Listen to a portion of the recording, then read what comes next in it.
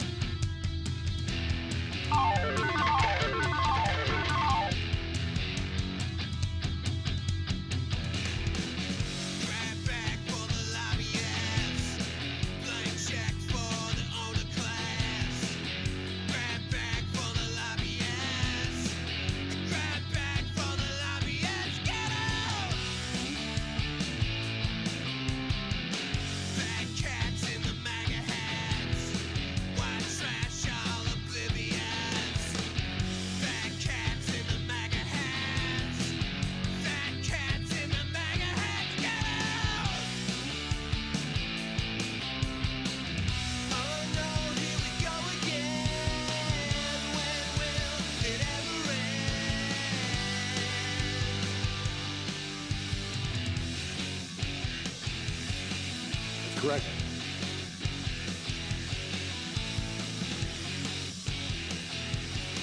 That's correct. What's the use? We'll give it all away to the corporate goons. Got deja vu. Another bailout for the chosen few. What's the use? We'll give it all away to the corporate goons. Got deja vu. Another bailout. Bailout! Grab back for the lobbyists. Blank check for the owner class. Grab back for the lobbyists. Grab back for the lobbyists. Get out! Fat cats in the MAGA hats. White trash all oblivious. Fat cats in the MAGA hats.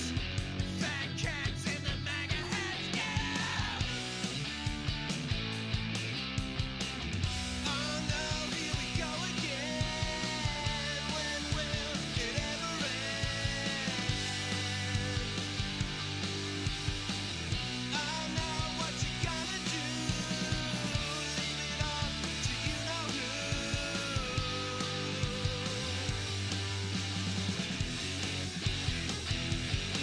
That's correct. That's correct.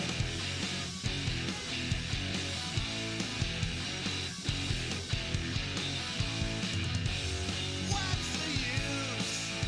We'll give it all away to the corporate goons. Got deja vu.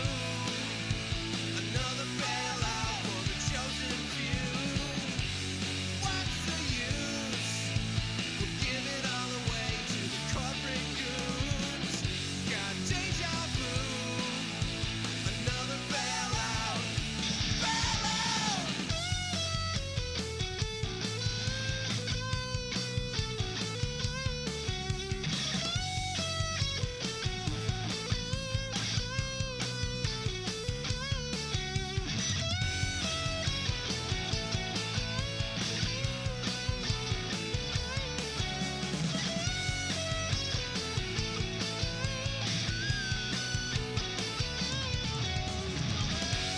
What's the use? Give it all away to the corporate goons. Got deja vu. Another bailout for the chosen few. What's the use? We'll give it all away to the corporate goons. Got deja vu. Another bailout. Bailout!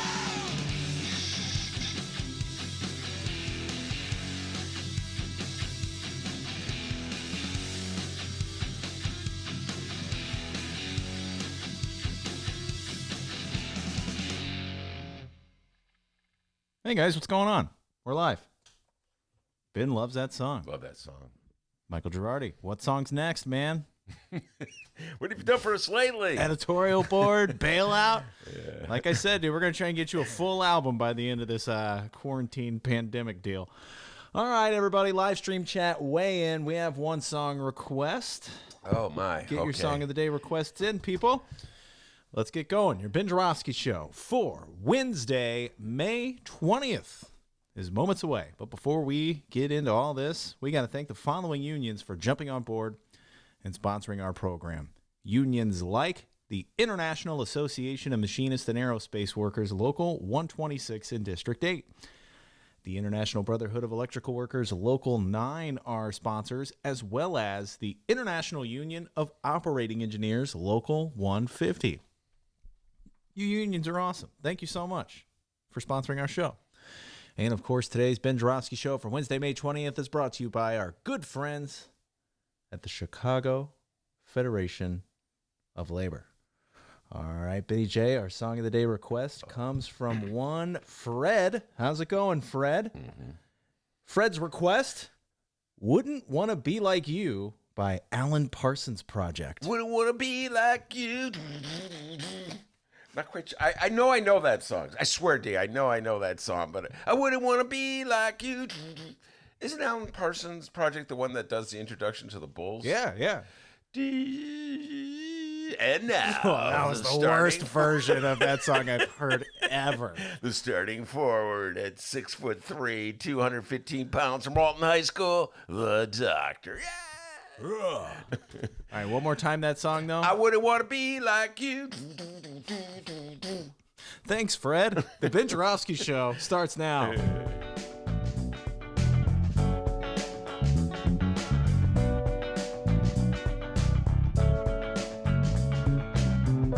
It is Wednesday, May 20th, and live from Ben's house, this is the Ben Joravsky Show.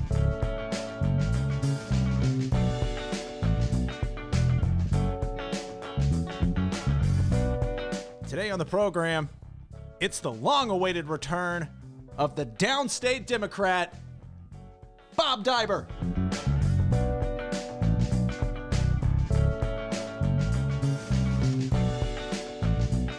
And now your host, the furthest thing from downstate, Chicago Reader columnist Ben Joravsky. Hello, everybody. Ben Joravsky here. We're calling this Mad Dog Madigan Wednesday, and here's why. It's showtime in Springfield today, ladies and gentlemen. It's if you got it, show it time. It's a battle of the heavyweights. Yes! In one corner from the southwest side of Chicago, weighing in at a scrawny 150 pounds, Michael Joseph Madigan. Yeah, it's not a heavyweight. You think Michael Madigan weighs about 150? I don't know. He's a skinny guy. Nah, he looks like about 92. He's a skinny guy, man. He's a bantamweight, a.k.a. Mad Dog Madigan. And in the other corner, from downstate Xenia, Illinois, weighing in at a flabby 275 pounds. Yeah. Oh, we had to call him Flabby, huh? Well, he's got a beefy feller. Come on, man. Xenia, Illinois, weighing in at a trim 342 Husky. A husky. Weighing in at a husky. That's good, D. A husky. 275 pounds at least. Darren, Big Boy Bailey. You're going down, Pritchard. No. Mad Dog. Yeah, it's the new face of the Republican Party. Versus the old face of the Democratic Party. I haven't felt this much pre-fight anticipation and jitters since 1974 Rumble in the Jungle, when Muhammad Ali battled George Foreman in Zaire. And I'll now do my Howard Cosell imitation that Dr. D has been begging me to do. He's been waiting all day to do this, guys. Left, right, Foreman is down. God, I just almost want to run downstairs and watch it on YouTube, D. One of my favorite fights of all time. Darren Big Boy Bailey is the leader of the Republican Party resistance to J.B. Pritzker. Another big feller, by the way, might say, hey, maybe they should meet in the ring, huh? J.B. versus D.B. Oh, good day. Come here.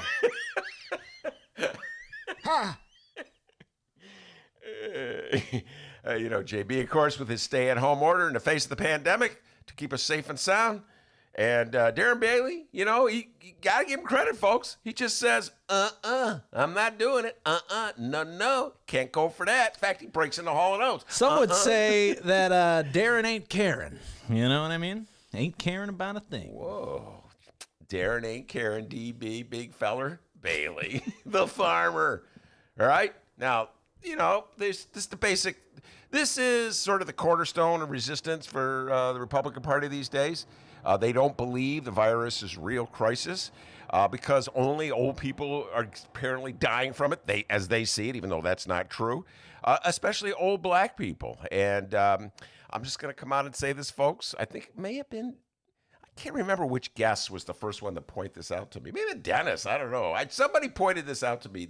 If you noticed, the resistance didn't really kick in until those first reports showed that black people were dying at a greater rate than white people. I believe it was reoccurring Ben Joravsky show guest one Dub C, Candace Castillo. Candace, she was like, okay, yeah, I got to give Candace a shout out. By the way, JT will be here tomorrow. Jeanette Taylor will be here tomorrow. Thinking of Candace Castillo, made me think of that. Anyway, focus, Ben, focus. So as soon as they figured out that, it's mostly older black people dying. Well, they're not Republicans. Let's go for the resistance. Somehow or other, they've convinced themselves that this virus will not attack them because they're Republicans. Interesting concept of science. Maybe they're right. I don't know. I'm no scientist. I don't know. Maybe they know I think somebody. you've just drawn that conclusion, but go ahead. Yeah, I mean, maybe they're right. Maybe it's only a virus that attacks people who live in Chicago or Cook County or black people. I don't know. Maybe the Republicans are correct in this one. So anyway, that's the face of the new resistance is Darren Bailey. He is the one who filed suit against J.B. Pritzker and saying that the J.B. had gone too far in his stay-at-home order and sought a judge ruling to exempt him from the order, and he won that exemption. And ever since then, he has been sort of perhaps the most prominent Republican resistor in the state of Illinois, I'd have to say. And yesterday, he stepped it up one more.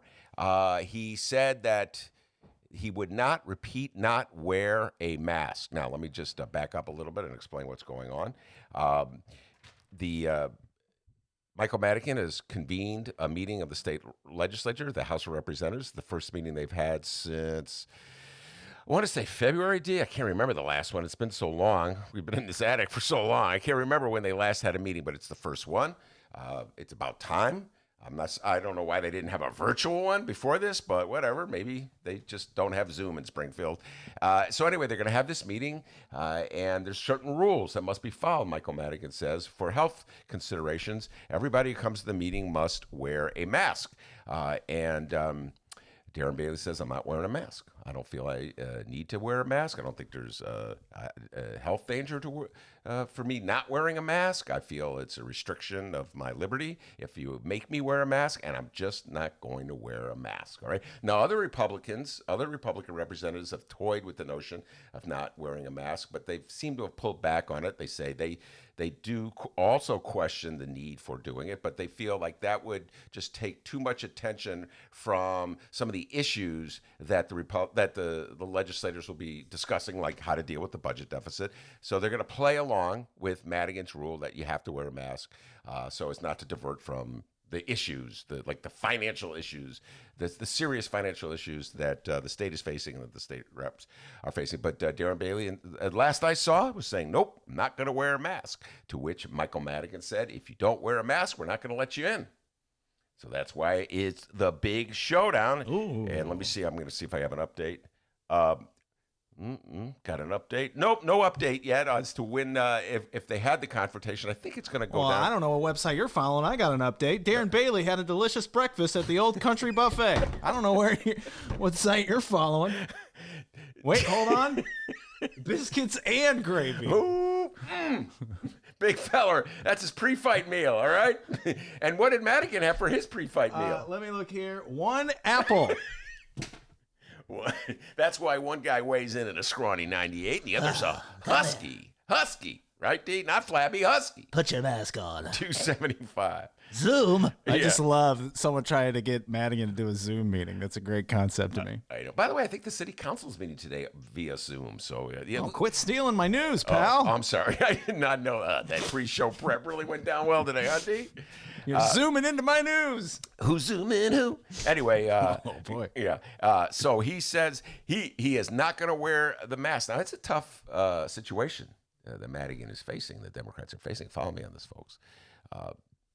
if they don't enforce the wear the mask rule, it sort of undercuts the credibility of their position that everyone has to wear a mask. So then other reps will go, hey, if he doesn't have to wear a mask, why don't I have to wear a mask? I thought it was so important. So, yeah, rules are rules, right? On the other hand, if they do try to enforce it, he'll turn big Darren Bailey into a nationwide martyr. He'll be like a martyr of MAGA hat wearers everywhere, and they'll break into a chorus whenever they see his face. Come on and join our convoy, which is, D, is the official song of the year of Ben Joravsky's show. The MAGA hat resistance movement. Yeah, it's their official song. Come on and join our convoy. You love that song. So, you got to give Republicans credit for this, folks. And I mean this. They don't back down. Democrats, on the other hand, they just are always backing down. In fact, this is something that was on my mind, D. I didn't talk about it yesterday. Just thought I would reflect on this. Barack Obama gave a speech this weekend, a virtual graduation commencement speech, I think it was, in which he criticized Donald Trump. But in his criticism of Donald Trump for the way Donald Trump is handling the pandemic, guess what? He didn't mention Donald Trump.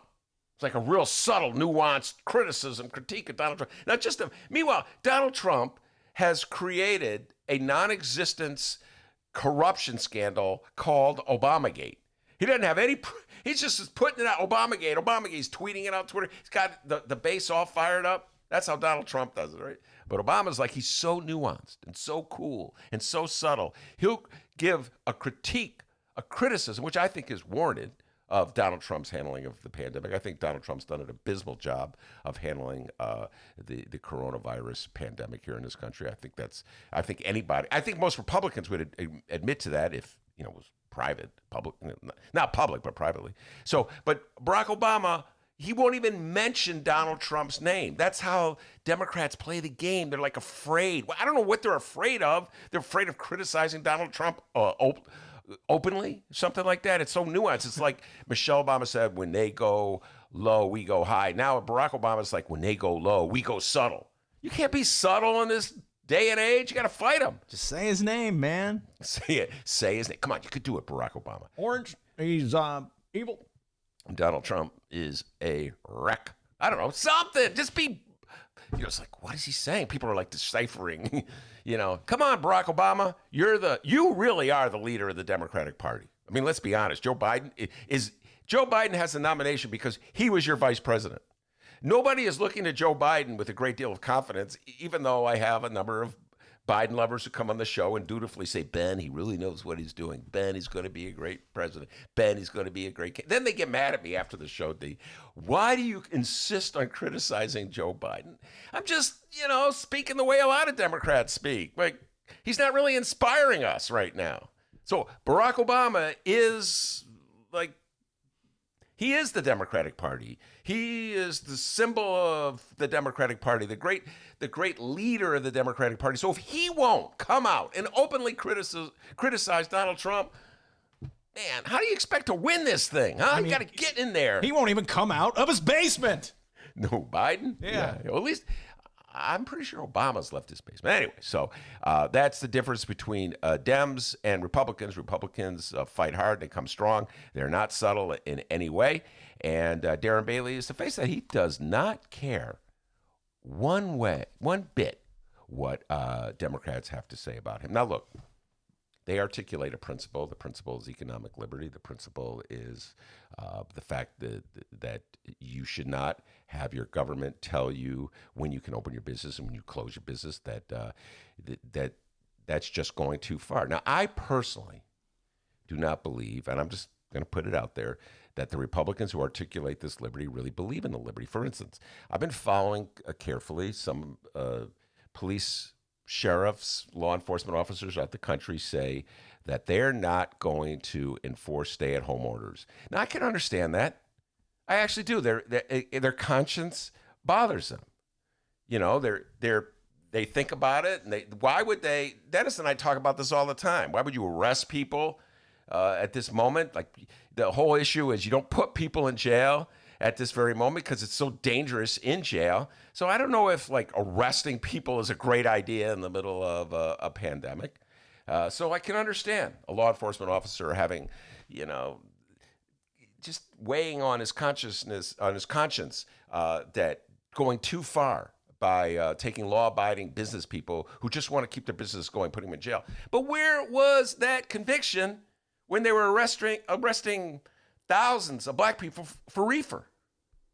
Where was that belief in that the law goes too far when you were looking the other way at white people smoking it and arresting black people for smoking it? It's just like the picking and choosing of what constitutes liberty and a stand against liberty kind of makes me believe that Republicans don't really believe in liberty. They just believe that it's a very useful tactic to use against the Democrats. And so that's kind of where I stand with Darren Bailey on this.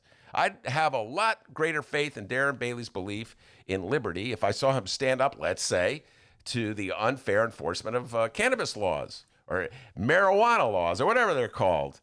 And if he had done something like that, I could maybe believe that he's a man of his conviction. If he was a dues-paying member of the ACLU, I could believe he's a man of his conviction. But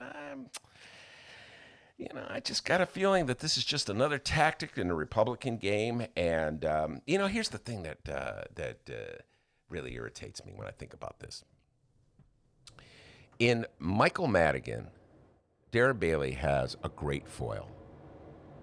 Michael Joseph Madigan, the leader of the Democratic Party in the state of Illinois, the Speaker of the House, who's held that position for, I don't know how many years, 30 years, something like that. He's been the most powerful legislator in Springfield for a long, long time. Powerful Democratic committeeman from the southwest side of Chicago. Governor Bruce Rauner spent millions of dollars turning Michael Madigan into a boogeyman, turning Michael Madigan into a successful foil that the Republicans could exploit when they wanted to rile up their base and give some like a greater purpose to their onslaught, which is really about destroying unions and collective bargaining rights in the state of Illinois, but somehow making it sort of like a meaningful reform.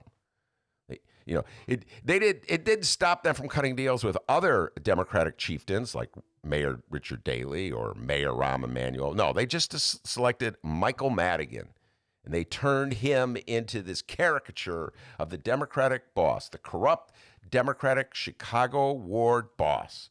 It's very successful. It's so successful that they've brainwashed Democrats into believing it. You got so many Democrats on the lakefront. They were like Dudley Do-Rights. Oh, yes, you have to admit, Ben, the Tribune and the Republicans and Rauner have a point when it comes to Michael Madigan.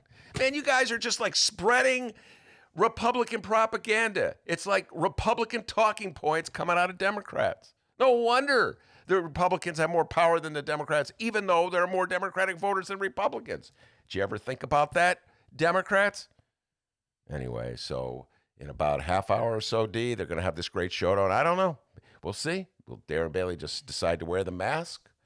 Will Michael Joseph Madigan have to have Steve Brown carry him out? Can you just imagine that, Steve Brown? Come on, big fella, wrestling him out. Oh, good damn, he's a big guy. The showdown in Springfield. But folks, let's just remember this. This is just round one. The real battle is in November. We got a great show today, everybody. Yeah! Bob Daiber will be here, the Downstate Democrat, the man Dennis voted for governor, and I wish I voted for him. And I'll vote for him for anything if I can. Well, you get a chance. He is right. Well, you can't actually vote for him. We got to get down to business. Because he's running for office in Madison County. But he just sent me a text, and he told me the number to call him at. So at 2 o'clock, Bob Daiber we'll be on the phone. We'll be talking about all kinds of... That's this guy. But we got to get down to business. That's him. That's Bob Daiber. That is, one more time. I love that. Just one more time. But we got to get down to business. That is correct, Bobby D. Bob Daiber will be here. And then after we'll do a little more basketball talk for the second part of the show. Yay.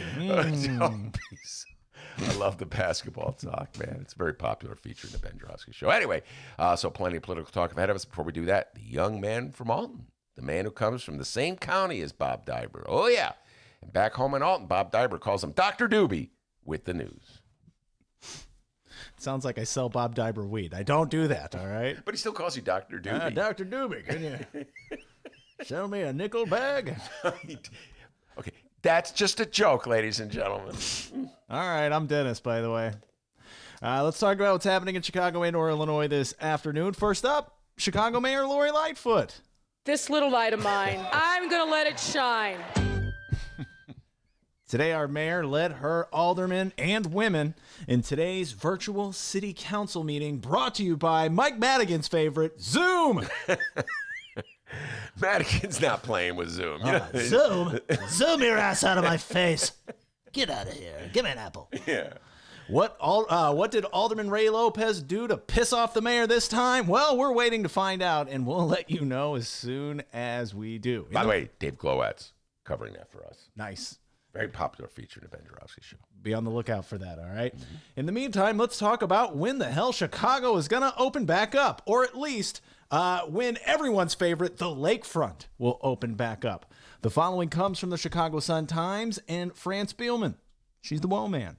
Under pressure to loosen her iron-fisted grip. Tell us how you really feel, Fran. Iron-fisted grip, yeah. Under pressure to loosen her iron-fisted grip, Mayor Lightfoot says that she's working on a plan to reopen the lakefront in a way that protects Chicagoans oblivious to the need to maintain social distance. Now, remember, just like our Illinois governor, Lightfoot recently unveiled her own 5-phase plan to gradually reopen the city. And just like the governor's plan, we're also in phase 2. Real original, Mayor. On the day she unveiled her 5-step plan to gradually reopen the Chicago economy, Lightfoot said people had been sending her, quote, really interesting suggestions about ways to reopen the lakefront by doing it in phases and having segmented hours for particular activities. The mayor said she would consider those ideas whenever the city meets the rigid standards that she has established to graduate to phase 3. What her plan calls the, quote, cautiously reopen level. That's correct. Thank you, Robert Mueller. So today we're talking about reopening the lakefront. Before we go any further, Ben, how's your life been without the lakefront thus far? Wow. Thank you for asking. Incomplete? Yes. As Dennis knows, I'm a big lover of the lakefront. And, starting in about May, I would go there pretty much. Well, I live, what is it, about 3 miles from the lakefront, D? Something like that? Sounds about right. Yeah, so I ride my bike there, and I go for walks along the lakefront. I think nice thoughts, and I look at the water, and look at the little birds, and the golfers, and talk to the hippies smoking reefer on Cricket Hill. That's a great thing, man. I really enjoy doing it. Watch the soccer players. It's one of my favorite things. So, it's been an adjustment for me, and I really miss the lakefront. Plus, let's not forget, D, the big, you talk about the showdown in Springfield, Darren Bailey versus Michael Joseph Madigan, Michael Joseph Mad Dog Madigan. Don't forget the Ben Joravsky Mark Brown showdown at Cricket Hill. I haven't forgotten that goodness. Move over Lollapalooza. This is the summer event. Sun-Times columnist Mark Brown wrote an excellent column about 2 months ago, I want to say, where he was talking about the lakefront closing and how much he loves Cricket Hill, which is the only hill in the city of Chicago. And as one of our listeners, I can't remember which one, says, it used to be known as Hillbilly Hill, right? Yeah, D? that was an interesting conversation we had there that day. Who was the listener that said that? I think maybe in Babs. There's a lot of people there. Anyway, so Mark Brown said he does that hill 15 times. He likes to run up and I'm like, 15 times? I have a hard time believing that. So I'm looking forward to when we can go back to the lakefront with Mark Brown. Maybe we could do a remote podcast or something from the lakefront. But I really miss it. Where are we going to plug our stuff in?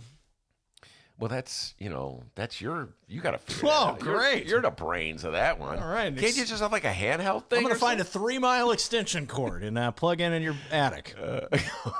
So, I'm really looking forward to going back to the lakefront. Miss it dearly. I have a lot of ideas for what Lori can do, but let's hear what Lori has to, what Lori's coming up with, D. All right, let's read some Lori quotes here. And no, I'm not reading them as Alex Jones, guys. All right? Oh, come on, man. Oh, come on. Just do one as I would Alex like to Jones. have a career in the city of Chicago. So quoting Lori Lightfoot as Alex Jones, I don't see that as getting me too many jobs. But she was actually on your favorite podcast, Ben.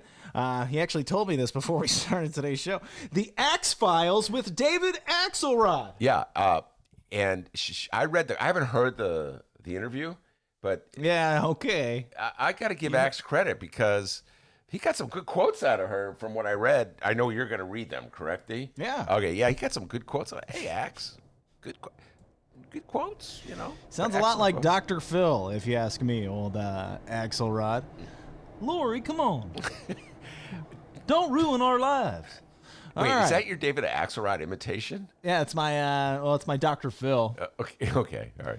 All right, when asked about reopening the lakefront, Lori said, quote, I go back to what led me to close it. We had a lot of education around social gathering, the danger of clustering in too large a group. We talked over and over and over again, and people just flat out ignored the guidance. Do you agree with that? I wouldn't say No. people flat out ignored it. You know me on this subject. It's one of my favorite subjects, and I was not going to go there, but since she said flat out ignore, no.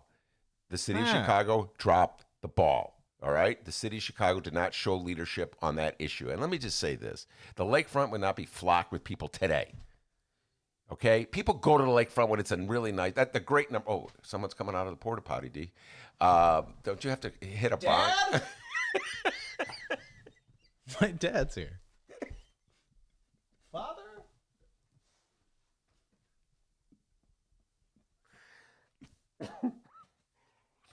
Papa! You never know who's going to come out of that porta potty. Yesterday you were doing the news and some like random guy. Oh yeah, that was yesterday. Don't remind me. No Stress Tuesday, and that was the day the show just went to shit. Just unplugging. No, wait, hold on. Come on, man. We're in the attic, dude. All right, By the way, tangent within a tangent.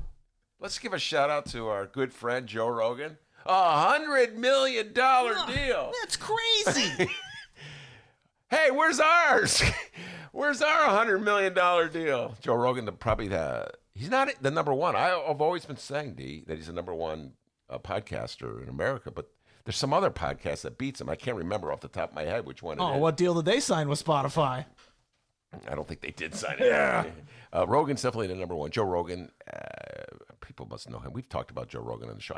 All of our listeners have to know who Joe Rogan is. Anyway, so he just cut a deal with Spotify, $100 million. Dennis sent me the article last night. I was reading it and weeping with jealousy. So congratulations, Joe Rogan. Hey, anytime you want to kick a crumb to me and the doctor, come on. We'll be like the preliminary, right? Congratulations, Joe Rogan. Deep down, I kind of hate your guts now. No, stop it, man. That's correct.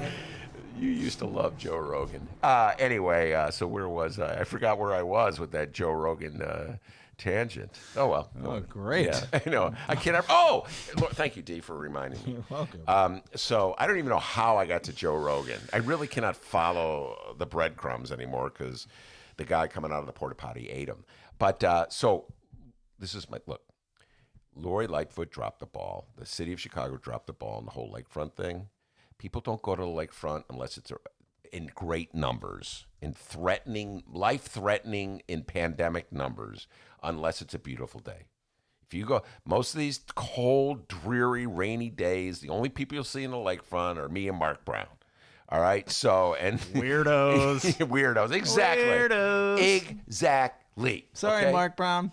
And some, reefer heads and this, that, and the other thing. And Me. I have actually never seen you at the lakefront. I don't like the lakefront.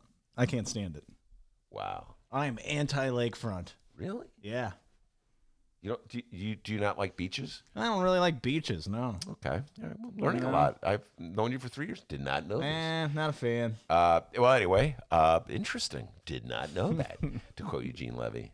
But most Chicagoans are like Dr. D. They only go, well, he doesn't go to the lakefront at all. Most Chicagoans only go to the lakefront when it's a nice day. If it's not a nice day, they don't go to the lakefront. So on the nicest day of the year, which was, I forget when this was, I've lost track of time, Lori Lightfoot had given these general rules that were supposed to stay at home, nothing specific about the lakefront. And then to her shock and dismay, it was a nice day and everybody went to the lakefront. And then she got really mad, held a press conference, waved pictures in the air of people at the lakefront and blamed it on Chicagoans. And I'm just saying, you kind of had to drop the ball there. Well, we got to, I hate to interrupt your timeline here, but we got to go back before to like February when, she said it was, don't listen to this stuff. Go out. Okay. Have fun. Party, guys. It's cool. Okay. All right. You're right. Was that was that February or January? That was like February. Was it I believe. February? Yeah. That was the whole thing. Like it was exaggerated. So listen, none of us have been perfect. We say this all the time. None of us have been perfect when it comes. Some guests on the show, who I will not name, have come on back in January and said, this thing is ridiculous. This thing is overhyped, exaggerated. I'm not naming any names. Some dear friends of mine said that on the air. I'm not naming any names. And I was, for a long time, we didn't even talk about it. Remember? We're like, I don't know. What do we know? One guy's a basketball junkie and the other one Is Dennis. I was going to say a wrestling fan, but so what do we know? We're not scientists. We're not doctors. We don't know. And when it became obvious that it's a very real and very life-threatening matter, Lori Lightfoot scrambled to catch up, and I give her credit. Overall, I give her a high mark. Steve James was just asking me about this yesterday. I give her a high mark for the way she's carried herself during this pandemic. But the one criticism I have, or there's a couple I have, but the biggest criticism I have has to do with the way she handled the lakefront and the way she kind of just like turned on Chicagoans, blamed Chicagoans when their administration dropped the ball. That's how I view it, D. They did not. And then Chicagoans were like, oh, yeah, you're right. We did drop the ball. We're so stupid. The mayor was like, yeah, you did. Yeah, stay home. Yeah, Chicagoans are so masochistic when it comes to their mayor. Whip me some more. Here, I'll turn around. Hit me again. I love Mayor Lightfoot. People get so mad at me. Stop criticizing. It's like Dems. You know how Dems get mad at me about Biden? They're always, Ben, stop criticizing Biden. We won't win the election if you keep criticizing Biden. I'm like, my lefty listeners are not going to vote for Joe Biden, okay? They're just, the real lefty ones aren't going to vote for him. So there's nothing I could say. Hey, we got more Lightfoot quotes to read here. Man, I love that tangent, though. Yeah, I think it started with my dad in the porta potty. No, all it's right. not like, hey, what's going on, Papa? Papa was a rolling stone. Sorry, man. All right. Lori Lightfoot continues about opening up the lakefront during David Axelrod's podcast. Ben's favorite. He listens to every episode. The Axe File. He's like, oh, D, man, you got to listen to this Axe File. Like, that show sucks. All right. So here we go. Hey, there goes that Axelrod interview out the window. Oh, Ben, tell me about TIFs. All right. First of all, the last guy who would want to talk about tips is David Axelrod, right? But that's like the one thing that he would know about you, right? That's like the one Oh, thing. yeah, no, yeah. If you didn't know Ben Joravsky or you didn't really want to get into knowing Ben Joravsky, all you got to know, TIFs. Can I just say something about that? What? No, just say something like that. Say it. Like, when I die, that'll be my old Ben Joravsky, an expert on tips. I'm like, what about the Bulls? I know the Bulls as much as I know tips. Well, let's go an expert on the Bulls. No, it's gonna be tips, D. It's gonna be tips. You know, I tuned him out on pretty much everything else, but boy, he knew a lot about TIFs. What about the Bull? I didn't really listen to him. Tuned him out. TIFs, though. That's boy. actually, like, can I just say a little credit to, I urge everybody to go back and check out that Craig Hodges interview. That is one heck of an interview, right, D? Huh? Pretty good. Yeah, it is good. Good job, Craig Hodges. Go ahead, young man. I went on a tangent. But David Axel would not want to talk to me. He would rather talk to me about basketball than TIFs because he's a Dem, and Dems don't like talking about TIFs because it's their little slush fund, D? Okay? So we're not allowed to talk about it. Come on, man. You should know that. What got me in trouble at that last place? Talking about TIFs. So Yeah, I'm pretty sure it was Lincoln Yards that got you fired. yeah. All right. By the way, be on the lookout for that Ben Joravsky podcast. Still trying to work on it. The extra one, Tangent Within a Tangent. Yeah, that's a good one. All right. Lori Lightfoot quotes here. She said, quote, what I want to do is when we reopen the lakefront, and we will, thank God, we do it in a way that's... He hates the lakefront, ladies and gentlemen. I hate it. Don't like it. We do it in a way that's smart. Unfortunately, we have to play to the lowest common denominator. All you idiots! Oh, my God. That's cold, Laura. I saw that is quote. cold. That's cold. The lowest common denominator? Like the people in your office who didn't look at the weather app and see that it was going to be a nice day the next day? What, people who don't watch the news? I don't know. I didn't know that Chicagoans run outside at that first nice day? That lowest common denominator? People are busy working and don't watch you on TV. But I give her credit because she expressed the attitude that all mayors have toward Chicago. They usually keep hidden, like, what a bunch of morons. Remember they quote the other guy? Oh, it was the France story about Lori Lightfoot's first year in office was last week. You were reading it. And she quoted some guy, I can't remember, some political consultant who was doing the political consultant spin that they do. And he was like, Chicagoans love a mayor that levels with them. And I was just laughing, like, what mayor has ever leveled with? But there, Lori Lightfoot is just letting it be known, but a bunch of dummies out there. Yeah, I admit it, Lori Lightfoot, we are dumb. We elected Mayor Daley how many times in a row? And Mayor Rahm, we reelected him. So, yeah, not the brightest folks in the world here in the city of Chicago. You got to play to the dummies here. The person who's just not going to pay attention, says Lightfoot.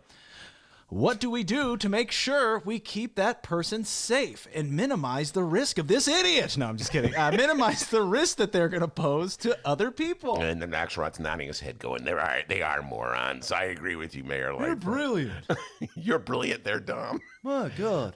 By the way, shout out to, that's the quote, but shout out to Brianna. Brianna says, instead of R.I.P., Ben's grave will say TIF.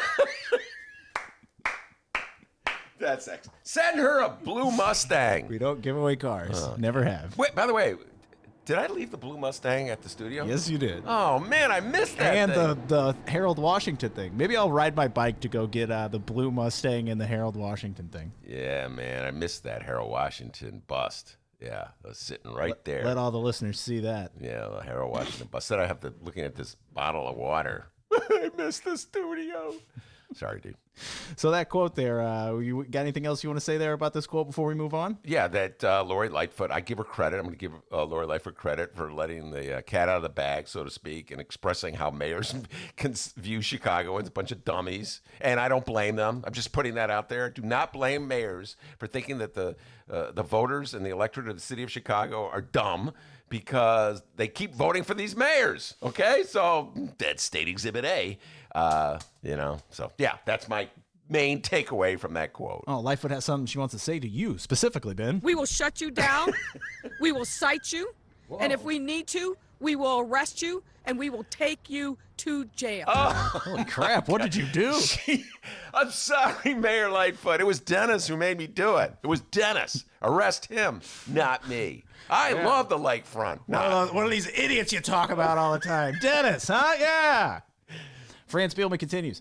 During the X-Files taping, the mayor talked again about the need to reopen the lakefront, saying, quote, there's nothing more calming or cathartic than heading down Lakeshore Drive and finding that little secret spot to watch the water and the waves. I like that. It was very poetic. I remember reading that this morning. Going, oh, man, get out the reefer, back in the day. D, have you ever smoked reefer at the lakefront?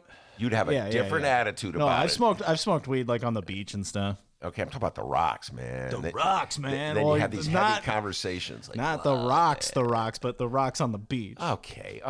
There's big Not smoking rocks, guys. boulders. Yeah, no, come on, man. Hey, man. No, I'm with you, Lori. I understand that feeling that those little. It's getting harder to find hidden parts of the lakefront, because. Well, to your point, Mayor Lightfoot, the lakefront gets very crowded unless it's pouring rain and cold out, and then you don't have to worry about closing the lakefront because no one's there. Sorry, D. We will shut you down. We will cite you. And if we need to, we will arrest you and we will take you to jail. Wow. Where's that from, by the way? We've been playing that for a while. I don't remember where it's from. It was, she gave like a press conference outside. It was like right after she talked to the group of kids playing basketball or whatever. Oh, okay. Mm-hmm. All right. All right. Well, let's see. Yeah, she said we'll get there, but we're just not ready yet. Yeah. So we're not ready yet. Well, here's, can I give my wife's suggestion again, D? Don't elect cars. See, I always thought that was a great idea. Mm-hmm. I wonder if any other people have sent that to her. Part of the reason the lakefront gets so crowded when it's a nice day, people drive there, and so much of the congestion is people driving, the car traffic going in and out. People, that's when you really have the big crowds at the lakefront. So maybe I don't know, limit the access by not allowing cars to park on the lakefront. Just a thought. Okay, just a thought. shout out to Kyle. Kyle says, Ben, you also left the Chicago City Club certificate at the studio. Oh my God, Kyle! Thank you for reminding me of that. Thank you. Of course, that is a great reminder. Yes, indeed, I left my certificate. It was a year ago, D. This is time flying. A year ago, the City Club invited me to come be part of a presentation. Apparently, they couldn't find anybody else that day, and they go, "All right, we'll invite the hippie from the Reader and bring him in." You know, and I didn't even want to go. Dennis made me go. Okay. Tell the truth, D. You made me. Ben will be good for the show. Yeah. You know. You can rub elbows, you know. Get us out there. Get Denny some new pair of shoes, man. Come on. So I went, and you know, it wasn't that much fun. And anyway, the In guy. a roundabout way, he was the lowest common denominator. They're like, who is this guy? Why do you think anybody would want to hear this hippie? You know, I think I trashed tips there, and all eyes are rolling. Oh God, here he goes again. I think the intro was, and for the first person to ever ride their bike to Yes. receive a certificate, I rode nice my- sneakers, Ben Joravsky. rode my bike and had my helmet and a backpack, and they're like, get this guy out of here. No, at first they're like, oh, the pizza's here. Like, no, I'm Ben. I'm not delivering food. I'm Ben. It's Grubhub on a bicycle. Anyway, so I went to the City Club. They gave me a certificate. And then, this is the point. I didn't realize this. But in addition to the certificate, they give you a year free membership in the City Club, D. So for the last year, I was a member of the City Club, okay? I didn't even know that. And I don't know what, like, you get out of being a member of the city. I don't know, maybe you get to go to the luncheons. I have no idea what you get from being a member. All I know is that, I think it was today, I got an email from the City Club saying, your membership has expired. Please renew. Oh, my God. I was like, oh, my God, I'm a member of the City Club. I didn't take advantage of it. I think City Club members get to go to the lakefront, D. Just made that up. And I heard free access to the vending machine. At, Yeah. City Club. So being a member of the City Club doesn't really buy you anything. But I did get that lovely certificate, which Dan Mialopoulos signed. Remember that, D? Oh, yeah. Yeah, he signed that after he did City Club Gate. God, did we have fun with City Club Gate. Remember City Club I'm Gate? writing this down, making a list here. George Washington bust, Blue Mustang, City Club certificate. Looks like I'm taking a bike ride back to the studio to get these toys, Oh, man. to get these props that none of you can see. But it'll No. really help highlight the show. And I also just want to say this. I am beaming out positive rays of good vibrations. I believe that, what is it? That's good vitamin D, by the way. Phase 3 is it? We're in phase 2 and we're going to phase 3 if all goes well, D, right? Is that Yeah, correct? yeah. Okay, I can make sure I get my phases correct. That If we're good little boys and girls. phase 3, we will be back in the studio. I really want to be back in the studio. I know D's got mixed feelings. He's loving the life here, but I really want to be back in the studio. So I don't think any of our guests will show up except for Mark Sims. By the way, great interview with Mark Sims yesterday. I really enjoyed that. Check it out. Mark Sims, both Chicago Sun-Times and Chicago Reader websites, and wherever else you download your favorite podcast. Mark Sims says the F word. All right, moving on. More Chicago news. It's this week's Willie Watch. Willie Watch. Yeah, it happened again, everybody. For like the 5th week in a row. Entrepreneur and former 2019 Chicago mayoral candidate Willie Wilson has made the news. So now it's a segment. A segment called Willie Watch, apparently. Willie watch or Willie not watch? Oh, deep thoughts from Ben Joravsky. Willie Wilson, Whoa. mayoral candidate. In case you didn't know, Mr. Wilson, well, he's not the biggest fan of Illinois' stay-at-home order. So the following from Black Club Chicago and Alex Hernandez should come as no surprise. This went down on Sunday. Businessman, former mayoral candidate, and potential U.S. Senate candidate Willie Wilson joined members of a Ravenswood church at an in-person worship service in defiance of Governor J.B. Pritzker's stay-at-home order.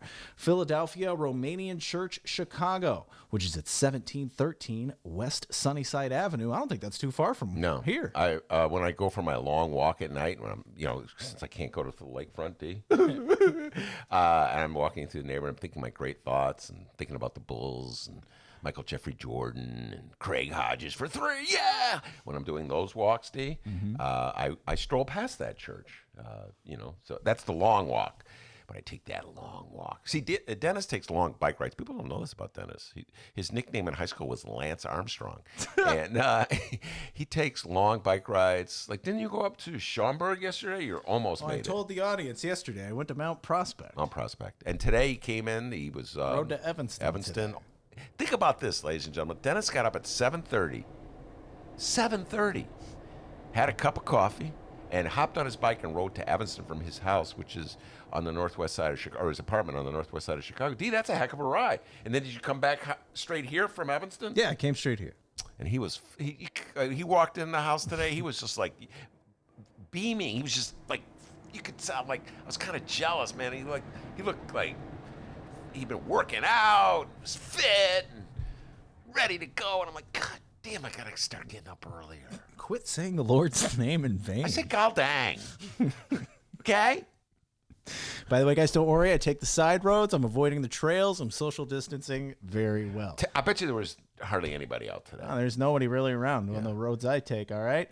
All right, so let's talk about this church, all right? Ben loves church. Philadelphia. My favorite. I told you. That's your favorite chicken. Dodge and Dempster. There was a great churches right there. Please, let's talk about this story. Philadelphia Romanian Church, Chicago, 1713 West Sunnyside Avenue welcomed 80 people to a 90-minute service, according to Pastor Florentine Simpian. I probably butchered that. It is at least the third church in the city, alongside churches in Albany Park and Belmont Cragen, known to have flouted the executive order which bans gatherings of more than 10 people. Like we said, Lightfoot attended service at these churches on Sunday. Willie Wilson did. Who did I say? You said Lightfoot. Oh, my goodness. You had a moment of dyslexia. You've been hanging around me too long. Good. Yep. You did it, D. I am that lowest common denominator the okay, mayor man. refers to. Been there many times. Oh, come on. All right. But this quote. Wait, was that your Lori Lightfoot imitation? No. Okay. It was. But okay. This quote from Willie Wilson, Ben, it may be our top contender for quote of the year. Have you heard this quote from Willie? I don't know. Let me read it and I'll tell you if I heard it. All right. When asked to speak on his visits to the churches and while wearing a black tuxedo, medical gloves with no mask. Wait a minute. He had the gloves on but no mask? No mask. He's got that Darren Bailey vibe going. Willie said about his church visits, quote, "I'm so happy to be here. I feel like singer James Brown. I feel good."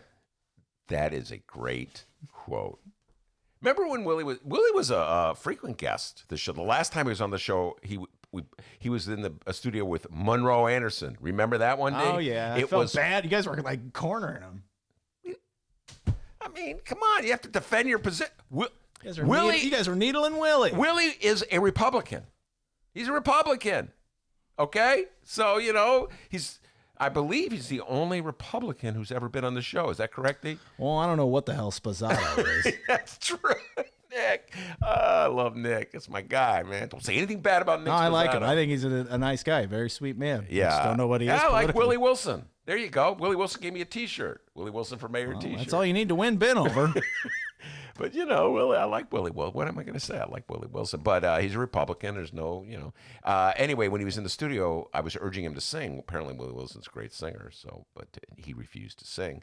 So I didn't know he was a James Brown fan, so that's good to know. Yeah, jump back, kiss himself 2 times. Wow, you're a James Brown fan. Did not know that. Take him to the bridge, Willie. Look at Dr. D going back to the 60s. No, we went to high school with a guy named James Brown, and we'd always say that. Jump back, kiss yourself 2 times, James Brown. It's all in humor, ladies and gentlemen. Go ahead. Good times. Yes, good All times. right, and we got more quotes from Wilson. Willard Wilson here. He says, quote, "We want to encourage you today to keep the Lord first. No matter how tough it might get, stay with the Lord." The James Brown quote was way better. Yeah, James Brown, listen. Now, I saw the pictures. I didn't see the pictures of this particular. No, I saw the pictures in the bright one of Willie Wilson at this church, and he was wearing a mask in the picture I saw. I think he was. But it was very sparsely attended, and everybody in the picture that I saw was wearing a mask. So it's like I told you in the show last week, D. It's like, How could that be any more dangerous than going to Jewel? You know what I'm saying? But listen, I'm not a religious person, to put it mildly. So I feel no urge to go to church or synagogue or mosque or any house of worship.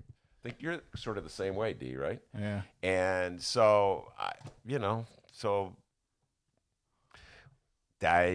don't really get it, and that's about all I can say on this matter. That's about all we could say on that matter. Yeah. And that was this week's Willie Watch.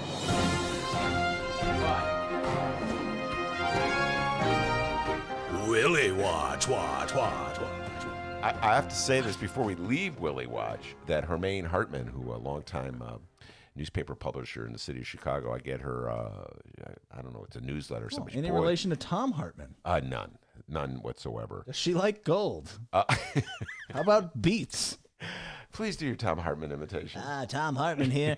You ever get so stoned that you go to the grocery store and you forgot where you parked, and then you leave the grocery store and you're like, oh, be darn, where did I park? I am ripped. We'll be right back. There goes that Tom Hartman interview, as if he would ever come on the show. But Hermaine Hartman really took Willie Wilson to task for encouraging people to go to churches in the middle of the pandemic. So I don't know if it's a good idea. She pointed out that it's possible to do prayer anywhere. You don't have to be in a church to do it. And I feel as a person who is not religious, this is not my fight. You know what I'm saying, D? So, like, religious people are arguing over where you can go to pray. That's sort of their thing. So I'm just looking at it from the side going, well, I mean, I have to believe that somebody who thinks going to church in a pandemic without taking precaution is a good idea. Someone who does not actually believe that this is real. Much like we were talking earlier about Republicans who, when they saw those first news stories that indicated that black people were dying at a higher rate than white people, came to the conclusion that it doesn't affect them. And I just saw an article in the paper yesterday. I was reading it about a church, I think it was in Texas, that had opened up, and now they had to close it again because there was an outbreak of the virus. It's no joke. But, but yeah, D, it's not my argument, right? Neither you nor I are regular churchgoers, so. Yeah, church sucks. Okay. All right. There goes that interview with Minister. Oh, wait, save that for Willie Wilson next time he's here, D. Church sucks. That All was right. Dr. D, not me. Before we get out of here, I think we have some breaking news. Here's a little behind-the-scenes info that you guys listening don't know about. I brought back one person of the newsroom. Remember the newsroom, guys? Do I remember the newsroom? For those who knew us on the radio the days before Ben was fired, we had a newsroom, His big mouth. They helped us out. And then we went to the Sun-Times, and it's like, I don't think we need a newsroom. We got an entire literal newsroom. So but we're in the attic now. So I, recruited one of our old newsroom members. Yeah, once again, lowest common denominator, Lori, you know what I mean? But no, we got an update here. So let me run to the newsroom real quick and see what this feller's got for me. Oh. And we'll talk about the breaking news. Just hang tight. Let me go to the newsroom. Hey, give me the story. Thank you. D, you haven't lost a step on that newsroom thing, man. That's awesome. That guy reeks. All right. Is he smoking reefer in the newsroom again? I think so. We told you, no reefer in the newsroom. Unless you give me some. All right. We got an update here. Wait, hold on. There we go. That's what the newsroom handed me. Thanks, newsroom. It's an update on the city council meeting. Oh. The following comes from the Chicago Sun-Times, and who else? Fran Spielman. Good Lord, go to sleep, Fran. Take a nap. My goodness. She's the hardest working news reporter. My Lord. Actually, I don't know about that. Tommy Two Joints Shuba. He's a hard worker, too. I don't know. Tommy Two Joints. I heard, he's taking an extra long lunch there, Fran, I heard, takes no lunches. Yeah. She's like Madigan, as an apple. That's it. Oh, my God. All right. This comes from Fran Spielman. The Chicago City Council on Wednesday, today, rushed to the rescue of businesses and individuals whose everyday lives and livelihoods have been crippled by the stay-at-home shutdown triggered by the coronavirus at a virtual meeting that was downright tame. Aww. Come on, Raylo. Raylo, what are you... MF somebody, Raylo. Come on. Come on, Carlos. Get in the game, man. Ray. Come on, Raylo. We were looking forward to you going strong. Yeah. At this virtual meeting, let's see. Okay, she says it was downright tame compared to the last foul-mouthed free-for-all. Alderman approved a parade of relief ordinances targeting O'Hare and Midway Airport concessionaires that have shut down entirely are seeing their revenues plummet because of the travel shutdown. That's what they're talking about here. It says normally airport concessionaires pay the city a percentage of sales or a minimum annual guarantee based sales the previous year, whichever is greater. The relief package championed by Mayor Lightfoot waives rent and fees for 2 months, April and May, for restaurants and stores. Sorry, the rest of us who rent apartments. Beginning in June, those concessionaires would pay base rent only. The minimum annual guarantee would be deferred. It would need to be paid back at no interest only when business recovers to the point where the concessionaire... Wait, time out. You have to pay it back? That's what it says here. Go the concessionaire. Yeah, go ahead. It hits a level of sales that is 75% of what it did in 2019 before the coronavirus. If sales are still depressed when the minimum annual guarantee is readjusted in January to reflect the pandemic's impact the prior year, the relief will continue until the 75% benchmark is reached. I'd have to, I'm not that good, with the numbers thing, Dave. That's why I'm not the business brains of my family. But it seems to me like making them ultimately pay for something that they never got is not really fair. On the other hand, this is a sign of what Mayor Lori Lightfoot's going to have to be dealing with, which is a huge plummet in the revenue coming into the city, and we have all these obligations out there. So I get to struggle. But do you get what I'm saying? It seems to me what she's saying is we're going to waive the requirement that you pay April and May, but eventually we will be requiring that you pay April and May. Well, how are they ever going to recover the money they didn't make for April and May? You understand what I'm saying? Why don't you just wipe the slate clean? I don't know. Maybe I'm misunderstanding the way that went down. Guys, you go check out this Chicago Sun-Times piece from France Spielman. Very lengthy, a lot of details of what went down on the city council meeting. I just saw this, so I'm not going to read all of it. But go check it out, Chicago Sun-Times, France Spielman. My God, that woman works hard. And Dave Glowacz will be weighing in next week, too, with city council updates. A very popular feature here. I love when he comes in with all those little clips that he plays. Dennis, play the Lopez one. That's my...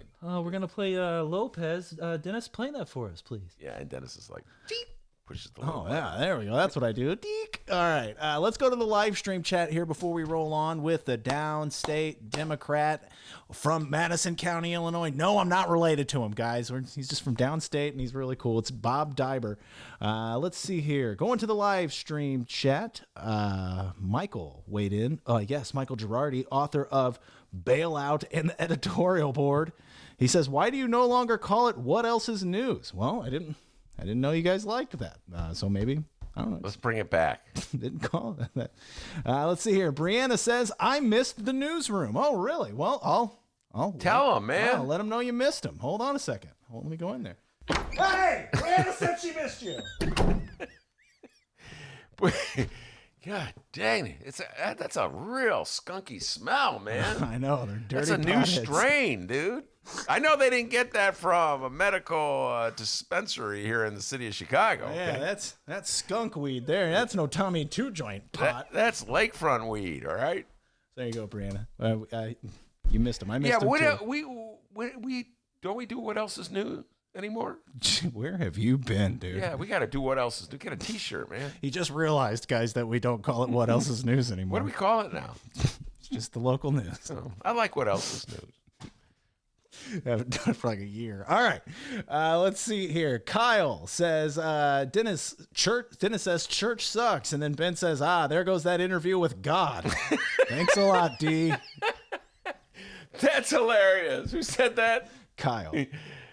Blue Mustang in the mail. There goes that interview with God. And I was really working on it.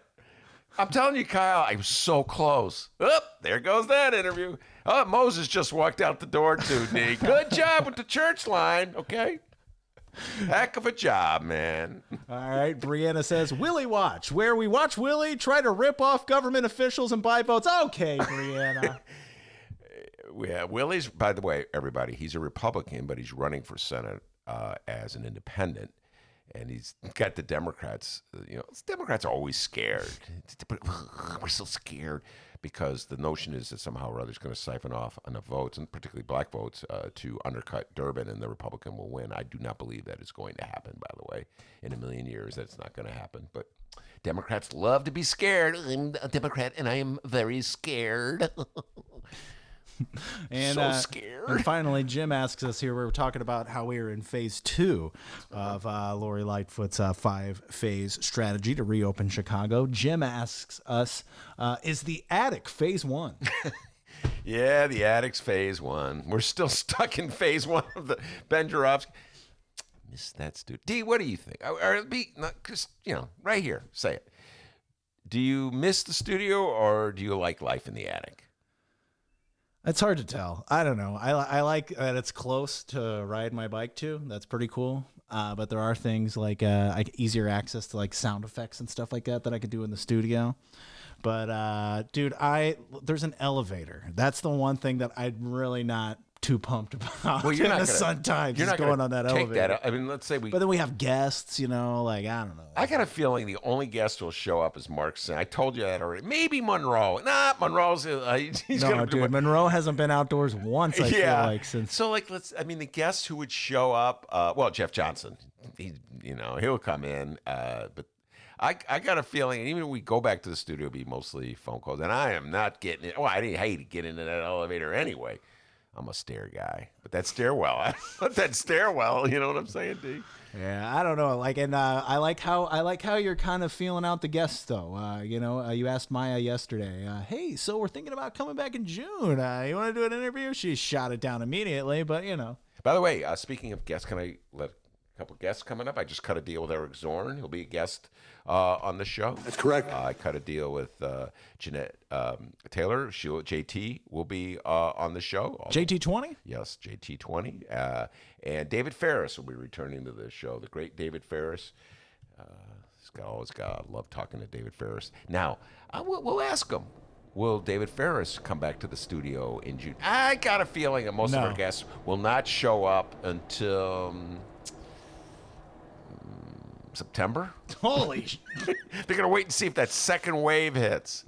Apparently nobody told old boy Bailey that Darren Bailey, that this thing is for real. But our guests are a little smarter. Well, let's start a pool with the live stream chat. By the way, Jay Marie, what's up? The live stream chat. When do you guys think we will have live one-on-one, in-person, face-to-face interviews again on the Ben Joravsky Show? Ben is going September. September, yeah. With the exception of Jeff Johnson. I say and July. Mark Sims. I say July.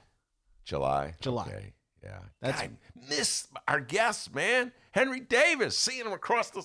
Miss my guests. We got Radio Doogie over here ready to just deck out the attic. I can insulate a window AC for the attic so there's no sound. I can donate webcams. Dude, we want to try to get back to the studio. That's our goal. Actually, Doogie, that's helpful because wait till it gets hot in this. Dennis hasn't experienced the heat of the attic.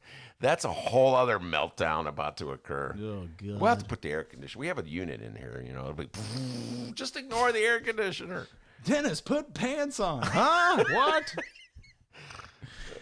All right. That's good stuff, ladies and gentlemen. Good job, D. So yeah, let's get it on here, guys. I mean, not Let's in that, get it on. not in that It's time sense, to but get down. when do you think we will have one-on-one, in-person, face-to-face interviews back on the Ben Joravsky Show? Kathy says August. So weigh in with your thoughts. I say July. Ben says September. August is right in the middle. Kathy's no dope. That's shrewd betting. Go right in the middle. You got to know when the hole. Win the hole. Oh, we got an email from Darren Bailey. It says interviews tomorrow. Whoa! Love to have DB on the show. DB, come on, man. All right, listen, hippies. Wait, that was a great line. There goes that interview with God. Okay, Michael Girardi. He says January. Holy cow. Yeah, he's probably right. Wait, I'll tell you what. When we go to the studio, Michael Girardi's coming in. He's bringing that electric guitar. He's going to play some songs for us live. Yeah, Michael Girardi, you're coming into the studio when we make that return. Oh, and we'll end it here, and we'll let Brent, our live stream chat listener, Brent, have the last word. All that local news we were talking about, and Brent still weighed in. Still not voting for Biden. Don't go anywhere, everybody. When we come back, Don't get mad at me, Dems. too late. Don't go anywhere, everybody. When we come back, it's the Downstate Democrat. We're going to have some tavern talk with Bobby D, Bob Daiber. It's the Ben Joravsky Show, live from Ben's attic.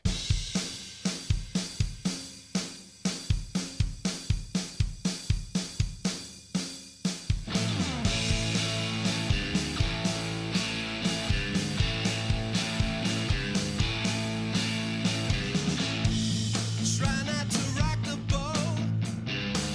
Don't wanna give you all false hope. That's the story from the editorial board. That's correct. The candidate most likable is somehow not electable. That's the story from the editorial board. This little light of mine, I'm gonna let it shine. We'd like to save the world when it's under attack. But how you gonna pay for that?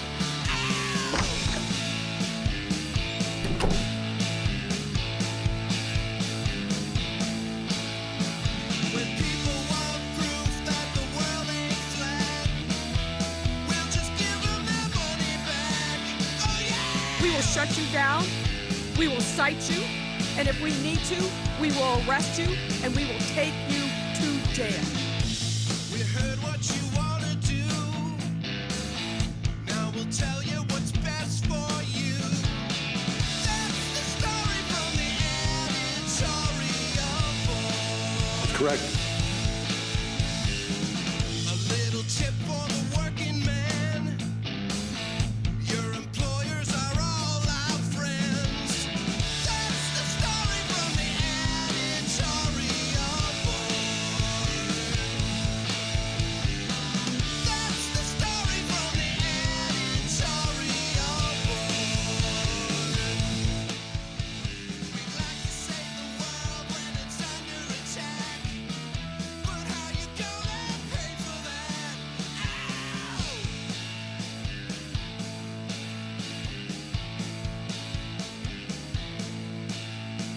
When people want proof that the world ain't flat, we'll just give them their money back.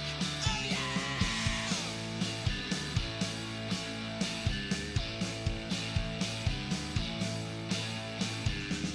That's the story from the editorial board.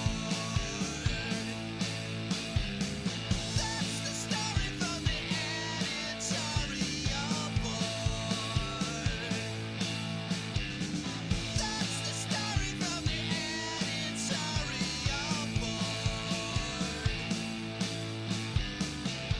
the story from the editorial board. But we got to get down to business.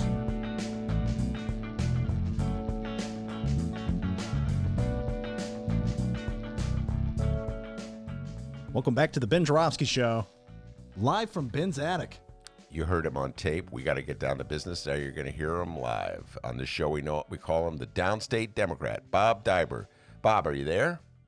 I am there, Ben. Thanks for having me this afternoon. Yeah, it's our pleasure. You sound loud and clear. I wish all our guests had this sound quality going for them, Bob.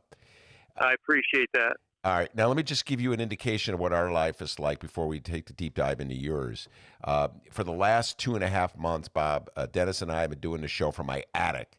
And because, well, the pandemic, and it just made it very problematic, to put it mildly, to do the show back at the Sun Times studio that they had for me. So here we are in my attic, and just give you a sense, I'm overlooking the alley. There's a porta potty in the alley. There's a train. So it's just different times, Bob. Okay, we're still here. All right, we're surviving, but different times.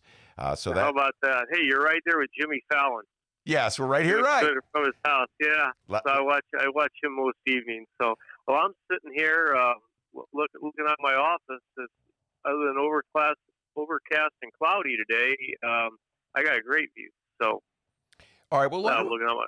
let's talk Go ahead. about what's going on with your life. When you were coming on the show frequently, you were a candidate for governor. You've been on a couple times since then. You ran as a Democrat. You're from Downstate. Tell people, just to remind people, where are you from and what's your background before we take the deep dive into the issues of the day. Sure. I live in Madison County, the rural part of it. We're about 25 miles east of St. Louis. We're a border county, about the 8th largest county in the state.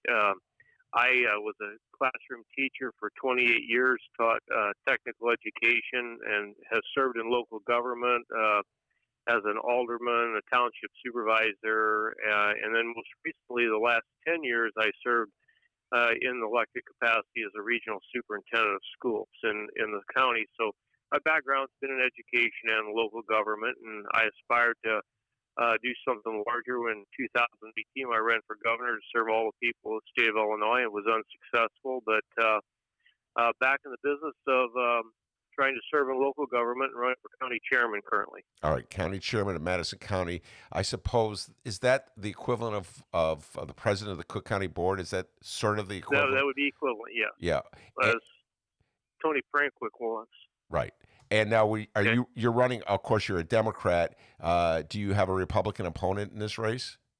Sure do. He's the incumbent. He won in 2016, and we are challenging. All right. And so what are some of the issues that are at stake in your race where you're a Democrat running in downstate Madison County? What are some of the issues that are paramount in your election campaign? Well, the big one is naturally who's going to bring about economic development, who's going to bring about growth to the region, and maintain, a great quality of life, which we have here. Leadership is a key factor on how you lead a county of this size and continue to make it prosperous. Economic development has slowed under this administration. There's also been a lot of issues that have clouded it with some of its personnel policies and some of the people that have been involved in their administration. The county administrator and the IT director were just dismissed by the county board because of unethical behavior. And so these are, big issues that are always in government about making sure that your administration is doing a good job for the people. And naturally, I've always been a strong proponent also of public education, good schools grow a region and attract residents and attract residential development.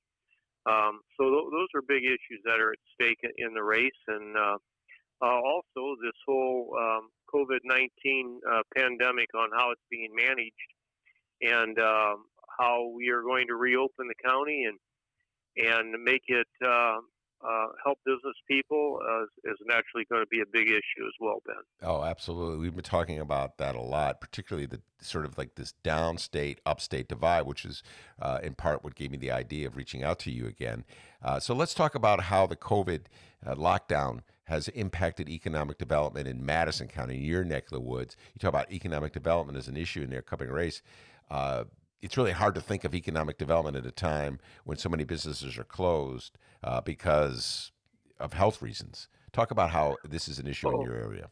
Oh, sure. Well, all of the small businesses that were non-essential have been closed the same length of time as they have been in Chicago. And a lot of those, businesses, in fact, my wife is a licensed beautician, so she hasn't worked since the first week of March. Mm-hmm. And I have one son that's in the entertainment business, and he hasn't worked since then either. So you have individuals like we have right here in our house that because of the stay-in order have not had employment. So you've got a lot of anxious people that are small business owners that are experiencing that, and they're experiencing frustration. The essential businesses, we have a rural dimension here. They've been operating, and in some parts of the county, we maybe wouldn't really even know that there was a pandemic because of the movement of people that are in the farm community. But these essential businesses have all taken really strict precautions, and it's why I think the virus has been confined the way it has, because of social distancing, people wearing masks, good sanitation practices have been paramount. But you drive into a community, and the middle of the week that would be buzzing with people going out of eateries and small business shops, etc. Like in downtown Edwardsville, nobody's parked on the street. There's literally has been nothing, and that's true like in Alton as well as Collinsville and these other communities that make up in Madison County's commerce. So, in looking at how do we restart this, and how do we make sure that people feel safe, even as the business is open, and, recommendations, like 25% capacity maybe happens. Can a business survive on 1 in 4 customers being able to be in their business? So this is going to be the challenge as to when we open these businesses, and they can open safely without any restrictions, that we make sure that the virus is not resurges. Mm-hmm. And I think that's first and foremost on everybody's mind. No. So, I read the Tribune regularly, and I saw the Tribune gave Cook County a D on social distancing Mm-hmm. the other day. I thought, wow, I'd give Madison County an A, because, people really obeyed this stay in order. And they have really done a good job. And that's why in our county, Ben, we've only had 500 cases as of yesterday, total cases, in which 30% of those cases have been in nursing homes, Mm-hmm. confined. And so, actively, our county is about a population of 270,000 people. And, we only probably in the entire county on active cases, currently we're probably only around 200. So residents have done the work here of really obeying this, doing things like you are, staying in your attic, trying to find things to do, not spreading the virus is key here. So, but Missouri is now opening right across the river. Mm-hmm. And I think that's made a lot of people on this side of the river really anxious, and they want the governor, to, relax the stay in order. Many of these businesses have been faced with, well, do they violate the governor's executive order? And they don't want to lose their license, and they don't want to be punished. I don't know if you've read these reports that the governor has indicated that if you open without permission, you risk losing your professional license. You could face charges of reckless conduct, and good business people don't want to do that. So I think it would harm their business in the future as well.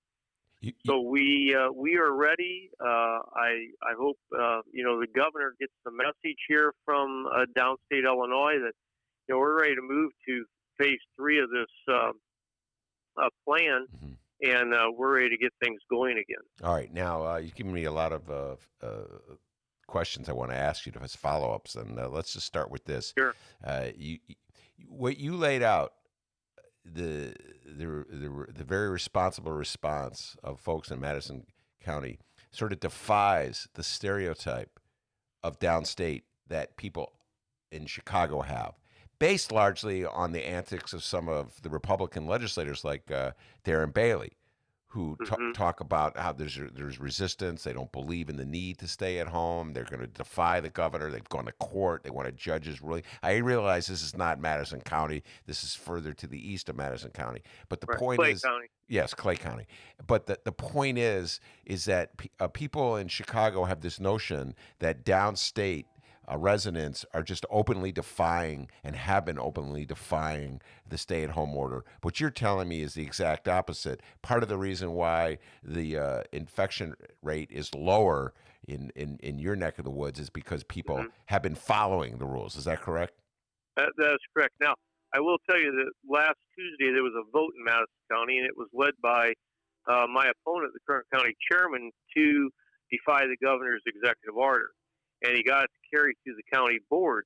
But after it did pass the county board, he said, if you open your business, you're at your own risk. They're not going to help you if you get in trouble. Sorry, I'm laughing. Yeah. But so people are just like, well, you know, who's going to take this risk? You know, I mean, if there's not really any support in this policy or in this resolution. So it just most people have stayed the course here, and we want to do this right. And we want the governor to recognize the metrics that are here. I mean, if you go to the Illinois Department of Public Health website, which is really, there's a great map on there for residents to see, you know, really the condition of the entire state. And by the size of the dots that are shown on there, areas that are really containing the spread of the virus. And, you know, the unique thing in this region is that our biggest issue with COVID-19 is in our extended care facilities, not so much out in the general public. And you mentioned that, by the way, that the point you made about the liability issues are very good. And Rich Miller wrote an excellent column a couple of weeks ago talking about this is a very real, a very real consequence that all cities or towns or counties will face if they defy the governor on this issue of staying at home. There's liability issues that crop up, lawsuits that crop up. Do you follow what I'm saying? So, oh, sure, yeah. Very much so.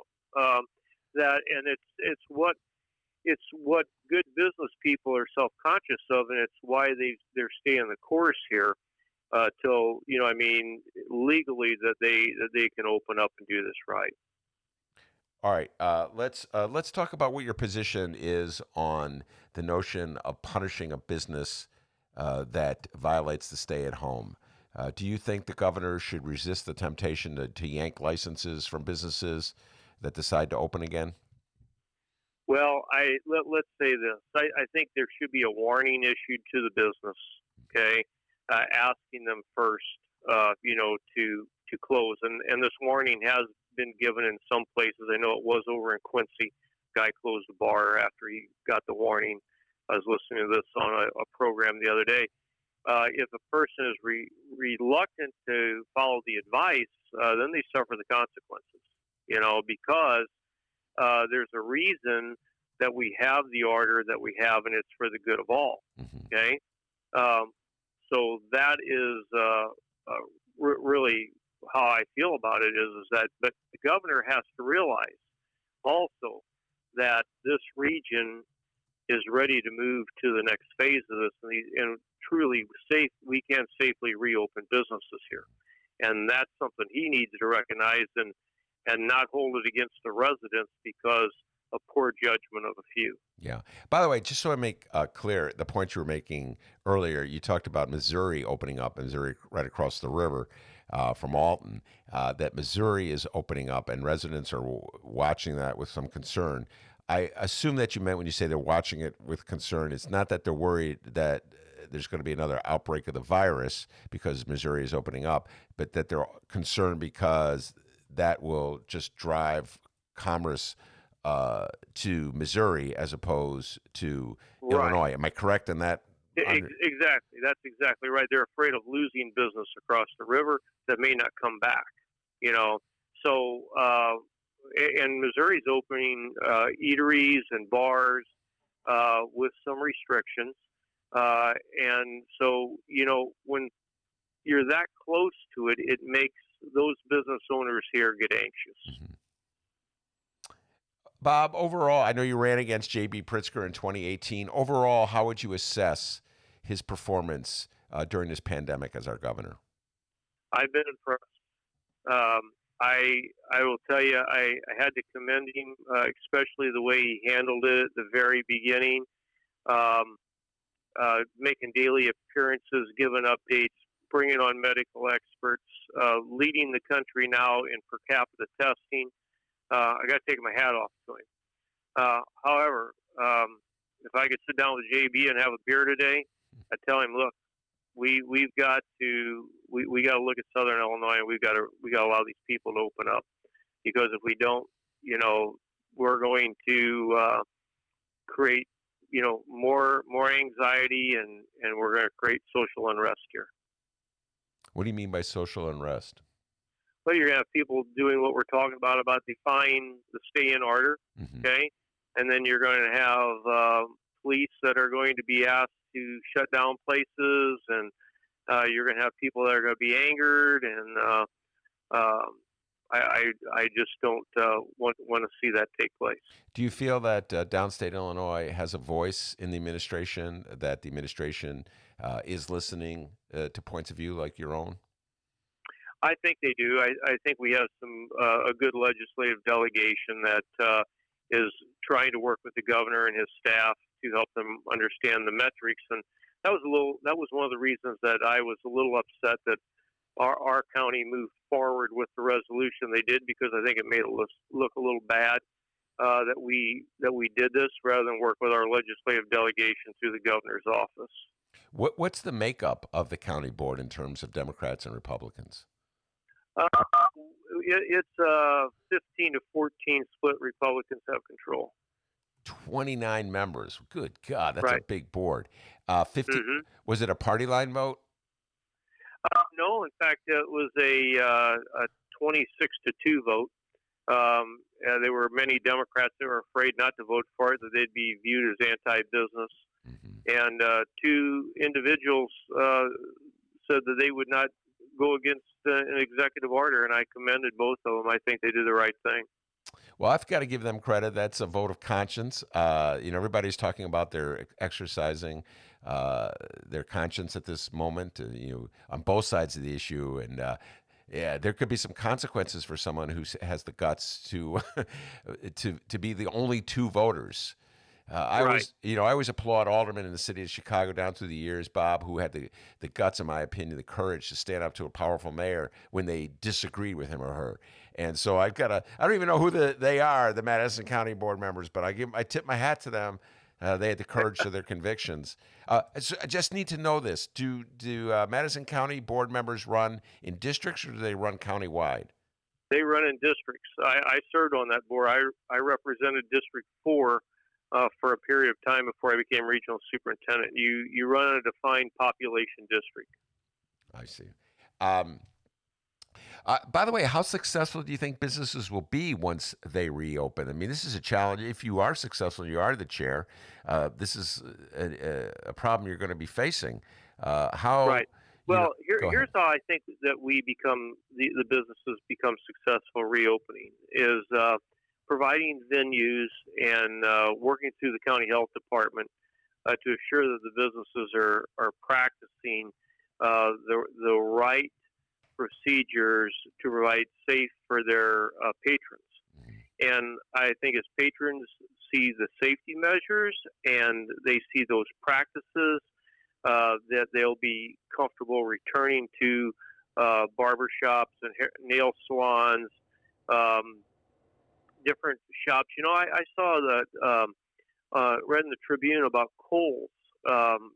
Kohl's stores in this area as well as in Chicago are viewed non-essential, so their doors were not open. But in a shopping area right near us, there's a Kohl's and there's a Target. People go in and out of Target, and this has been one of the big questions. Why can Target be open and not Kohl's? Yeah. And so this is why I believe it's time that if we've shown in an area over this period of time that you can shop at Walmart, you can shop at Target, you can shop at Home Depot or a Lowe's or any of these places, and we're not spreading the virus, then these other businesses should be able to reopen as well. Bob, I just have to say before I move on that you and I share something in common. My wife is a hairdresser, and her business has been closed now for over 2 months. So I know the situation your family is facing. So. Thank you. And I believe that she'll be back. I'm hoping, fingers crossed, in the next phase, she'll be able to go back and go I'm back. going to share with you something. My wife owned a salon for a number of years, and she got out of being a proprietor in a salon, and she has now contract customers, and she does nursing home care where the COVID outbreak is the worst. So we have great concern about her going back to work. Yeah, no, that she'd be very cautious about that. Yeah, and she does Omen's work. She does a lot of Alzheimer's work. that is yeoman's work. Patients. All right, Bob, let me move on and ask you the question I always ask you when we talk, and that is getting downstaters to vote Democrat in the upcoming presidential election. It's going to be particularly challenging with so much talk of rebellion in the air from downstate Republicans trying to fire up their base. Joe Biden obviously is going to be the Democratic nominee, or it looks like he's going to be the Democratic nominee. What's sort of your sense of how voters in your neck of the woods are feeling in regards to the presidential election? I guess it'll depend how much sanitizer Trump uses between now and then. Not being sarcastic, but I don't think Trump's going to be is going to bring the numbers that he did when he ran in 2016 in downstate. There's a lot of farmers. The commodity market's tanked. I mean, the price of corn today is $3.20. There's people that voted for him that just are not going to vote. There's no more coal mine jobs than there were when he ran.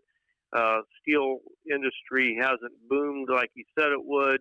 There's just, those people that came out that said Trump's going to make America great again and bring about all this economic prosperity, it just did not happen. So those are going to be, I think, some individuals, and I hear it that people say, I voted for him and I'm not voting for him again. I think the key here for Joe Biden as to whether or not who he attracts is to vote for him is who his running mate is. Mm-hmm. Now, I read recently Tammy Duckworth's supposed to be getting one of those interviews. You put Tammy Duckworth on that ticket with her military background and her popularity throughout the state of Illinois. I think that she would bring a lot of Democratic votes to that ticket in Southern Illinois. What's the attitude toward Joe Biden? Joe Biden's calling card in the primaries was that he was the kind of Democrat who could work with swing voters and moderates and centrists and Republicans even. Well, you took a few of the words out of my mouth. In talking to residents, a lot of people see Joe Biden as more reasonable than they do Donald Trump. The one factor that people point out is Biden's age. But that's why I think his running mate is so essential as to who he picks. Yeah. And but I think Biden is very strong with local unions. He's strong with families in this area. I think he's got a shot to do much better than Hillary Clinton did in Southern Illinois. By the way, when you said his age, I just want to point out that the current president of the United States, Donald John Trump, is no spring chicken either. He's got a birthday coming up, Bob, and I believe he's going to turn 74. So it's not as though Justin Bieber's running from the Republican Party. That's for sure. All right. Well, you go ahead. But he tans regularly. Yeah, okay. Yeah, yeah, good point there, Bob. All right, now I'm going to close with this question I've been meaning to ask you for a long time. And Dennis and I have been having this debate, and you're going to settle this thing, all right? Bob, I'm from Madison County, 618. These guys never heard of pork steak? They're very good. Pork steaks, yeah. Okay, all right. That's not the issue, or the pork. He loves no one pork in the steak. city knows about pork steak. So we've been having this debate, Bob, for a long time. Dennis is from downstate. He's from Alton. And somehow or other, this conversation came up. I can't remember how it came up, but it's been going on for 2 years. And I made a reference to the singer Bruce Springsteen, and Dennis said that people downstate don't really like Bruce Springsteen. They love Jimmy Buffett. Jimmy Buffett is far more popular downstate than Bruce Springsteen. And I said this, Bob, even though I don't know anything about downstate, I don't believe that. I believe that Bruce Springsteen is more popular than Jimmy Buffett. So you're going to settle this one. Boy, I tell you what, this is putting him on the spot. I'm nervous. Poor Bob. Hey, Go ahead. I am going to have to tell you, I think he's right. I think Jimmy Buffett is more popular. That's correct. Thank you. Bob, you just made this young man's day. He is so happy right now.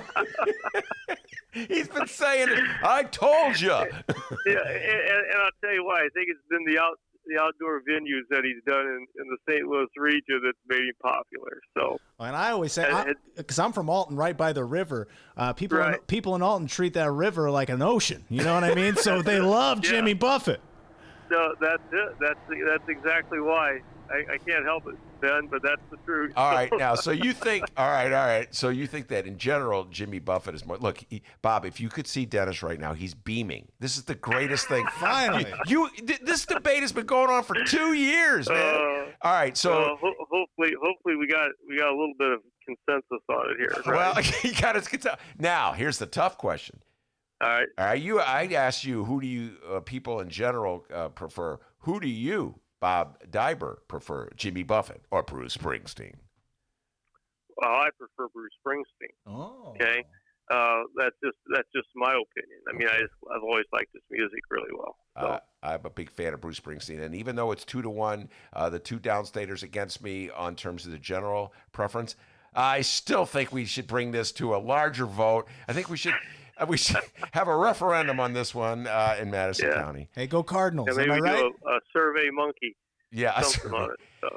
Bob Daiber, thank you so much for taking the time to talk to us, and we'll bring you back on real soon, get some updates from Madison County, all right? Ben, I always enjoy being able to be on your program, and thanks always for being so cordial and asking for my opinion for this part of the state of Illinois. Very good. You take care. Stay safe and sound. You too. Take care. Bob Daiber, the downstate Democrat. Told you, man, Jimmy Buffett. And you were right. Well, you were right that Bob Daiber agrees with you, but you're probably right. I may have to make this concession. I don't even know anything about that. You know, I'm a stubborn guy, D. I'm still holding out. But can I just say one thing? What? Bob Daiber's a great guy. He split that one. He gave you Buffett as more popular, but he himself preferred Bruce Springsteen. Love Bob Daiber, by the way, D. I wish I had voted for him. I'll say it again. I think he'd be a great governor. Anyway, that's the great Bob Daiber. He's running for county chair in Madison. We're going to definitely bring him back, right, D? Yeah, absolutely. Wait, hold on. Boy, give the newsroom a little bit of airtime, and they want to jump back on. We got another update here. Okay. Hang tight. Come on, give me the story. You're embarrassing me. Thank you. Oh, my God. Is that a cloud? Good God. What? The cloud from the newsroom. Oh, that dirty pot. By the way, is there any Darren Bailey updates? Nothing? Dude, your wife was in there smoking pot with the newsroom. Holy cow. Whoa, man. What? Hey, what about social distancing? I don't know. Are they sharing a joint? All right, the following comes from the Chicago Sun-Times. And no, not France Spielman. I guess Tommy Two Joint? No, not Tommy Two. He's in the bathrooms. It's Nadir Isa. I'm sorry if I butchered your name. Let's see here. Sun-Times here. This is involved the Chicago Teachers Union. Shout out to Stacey Davis Gates. Check out our recent interviews with Stacey Davis Gates at both Chicago Sun-Times and Chicago Reader websites. All right, on to the story. The Chicago Teachers Union is suing federal and local education officials over special education regulations that union alleges have created a, quote, impossible burden for school workers and threatened to interfere with student learning during the coronavirus pandemic. The union filed a 9-page federal lawsuit Tuesday against the U.S. Department of Education Secretary, and, well, no one's favorite, Betsy DeVos, and the Chicago Board of Education, claiming that its members are being forced to, quote, conduct a whole-scale redrafting of students' special education plans in the final 6 weeks of the school year. Yeah, this is, I actually saw this. I think it was in the real paper. And special ed students are the ones who are really getting lost here in the shuffle with the pandemic shutdown, because they're the ones who really depend on the classroom and the wisdom of their teachers the most. So, yeah, this is all right, and we have another business defying the state order. A hair salon in Springfield, Illinois, is open and cutting styling hair as the legislature is coming back into session this week. Riley Craig Schaffer, the owner of Bow and Arrow, says she is prepared to deal with whatever the ramifications are of being open and ignoring the stay-at-home order. I do not believe that J.B. Pritzker will yank licenses. You heard Bob Daiber talking about that. That would not be prudent. And just cautioning the governor. I hope the governor listens to some downstate voices. Bob Daiber would be a good voice to listen to, but that's just a step too far, in my humble opinion, D. And I have a sense that in the next phase, hair salons will be reopened anyway. So no updates on Darren Bailey there, by the way? Oh, yeah, I do have an update on Darren Bailey. DB. Yeah, thank you for reminding me. Big feller. My update is simply a picture. Ben was wondering about old DB, and you listening can't see the picture, but boy, Ben will be very animated about it when I show him. Ben, look at this picture here. I see a picture of someone without a mask. Big feller. No mask. Darren Bailey without a mask. Okay, what would you say he weighs? He looks like 265. 265? Yeah. I had him at 275. Big feller. Big feller. Yeah, big feller. So Madigan did not have the police yank him out? It says here, inside BOS, that's Representative Bailey without a mask. And that was at 1 o'clock today. So no report as to old boy getting kicked out. We'll get the update. But Pritzker, I think Ben's right. Go downstate. Have a pork steak, go to a tavern, listen to some Jimmy Buffett, kick back, I don't know, smoke a doobie, talk with Bob Daiber, and, get the downstate opinion a little bit. That's interesting you advised him to smoke a doobie. If you were to listen to Bruce Rauner, that was his appeal. Remember that, D? He was appeal. I'm against that cannabis. That's upstate stuff. So, yeah, I do believe you should start listening to downstate folks, and maybe it's time to relax things downstate. You know what I'm saying? And before we ride out of here, everybody, make sure you download tonight's part 2 of the Ben Joravsky Show. We're talking about the Bulls and the Last Dance. Who's our guest again, Ben? Tommy Scher, who used to do the sports for various radio TV stations. Total Bulls junkie. We're going to continue this going. I've decided one level for me to keep my sanity is to have a weekly basketball discussion. Once the Last Dance is over, discussion of the Last Dance is over, we're going to just talk. The doctor's been very nice. And you go, go ahead, Ben. So we're going to have a lot of guests coming in once a week, talk basketball, all kinds of things about basketball. D, I got to do something to keep my sanity, all right, D? So, I know. Anyway, and by the way, the doctor loves basketball. He puts on this I don't like basketball thing. You're welcome, political fans. Guy loves it.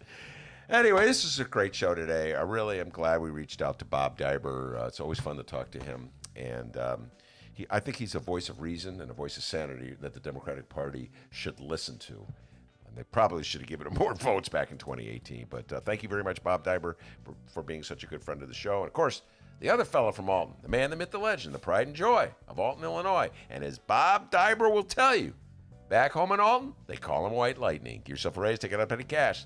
See you tomorrow, everybody.